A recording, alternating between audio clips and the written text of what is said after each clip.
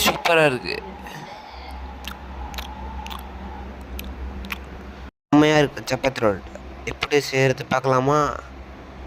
முதல்ல முட்டையை உடச்சி ஊற்றிக்கிங்க.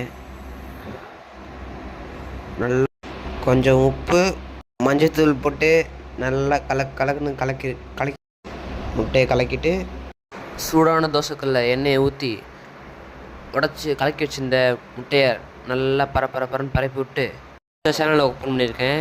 லைக் பண்ணுங்கள், ஷேர் பண்ணுங்கள், சப்போர்ட் பண்ணுங்கள். அப்படியே கொஞ்ச நேரம் கழித்து சப்பாத்தி தூக்கி அது மேலே போட்டு நல்லா அமுக்கி விட்டுருங்க. ரொம்ப நேரம் அதிலே விட்டுறாதீங்க. அப்படியே கொஞ்ச நேரம் எடுத்து திருப்பி போட்டிங்கன்னா இந்த மாதிரி இருக்கும். இப்போது அதில் சீஸ் போட்டுங்க. போட்டு கொஞ்ச நேரம் அப்படியே ஸ்டவ்வில் விட்டுருங்க. அதுவாக கொஞ்சம் கொஞ்சமாக மெல்ட் ஆகும். மெல்ட் ஆனதுக்கப்புறம் அதில் மயோனீஸ் நல்லா போட்டு ஸ்ப்ரெட் பண்ணி விடுங்க.